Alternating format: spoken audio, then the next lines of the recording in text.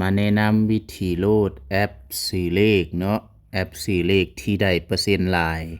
ก่อนอื่นหมดเราก็ต้องเข้าไป Play Store เนาะหลังจากนั้นก็กดเข้าไปPlay Store แล้วเนาะแล้วก็เขียนอยู่เทิงนี้ค้นหาเขียนว่า NV เนาะ NV โชคดีก็ได้เขียนแบบนี้ก็ได้เนาะแล้วก็กดเข้าไปหลังจากนี้ก็ติดตั้งแล้วก็กดเปิดปึ๊บเข้ามาหน้านี้เนาะกดเข้าสู่ระบบเนาะอยู่เทิงนี่เนาะกดเข้าสู่ระบบแล้วอยู่นี้เฮาก็ใส่เบอร์โทรเนาะที่เฮายังนำใส่ได้เนาะ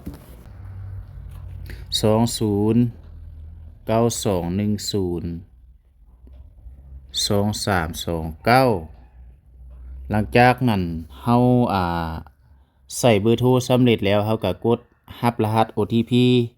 หลังจากนั้นเฮาก็รอท่าเบิ่งรหัสเข้ามาทางข้อความเนาะรหัสเข้ามาแล้ว542828เฮาต้องฟาวใส่ไวๆเนาะเดี๋ยวมันสิหมดเวลาเนาะใส่ไวๆหลังจากใส่สำเร็จแล้วก็กดยืนยันหลังจากเฮากดแล้วเฮาติดตั้งแล้วก็ได้เปอร์เซ็นต์เนาะได้เปอร์เซ็นต์ 50,000 ฟรีเลยหลังจากนั้นเนาะมาขั้นตอนนี้เฮาไปที่ตั้งค่าอยู่ลุ่มสุดนี่กดเข้าไปตั้งค่าหลังจากนั้นอยู่นี่บนแนะนำหมู่เนาะเฮากดเข้าไปอยู่นี่เฮาก็เพิ่มเนาะเอาเลขแนะนำที่อาจารย์แนะนำเมื่อกี้เนาะ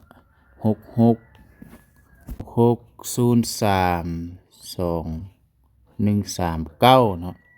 ใส่รหัสแนะนำที่อาจารย์เว้านี่เนาะแล้วก็กดบันทึกสีฟ้าเนาะบันทึกสำเร็จเรียบร้อยแล้วอยู่นี่ถ้าว่าผู้ใดที่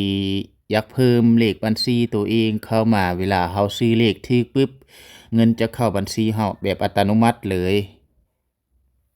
กดอยู่นี่ก็เพิ่มเลขบัญชีใส่เนาะสิเป็นธนาคารหยังก็กดใส่เลยเรื่องของเฮาเนาะแล้วก็หลังจากนั้นก็เข้าไปซื้อเลขเนาะซื้อเลข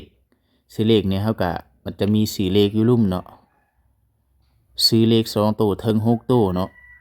เฮากดซื้อเลขนี่เฮาจะซื้อเลขหยังก็ได้25แล้วจะซื้อหมดน้ำสิเพิ่มจาก1,000เฮาก็เพิ่มเข้าไปเนาะหลังจากนั้น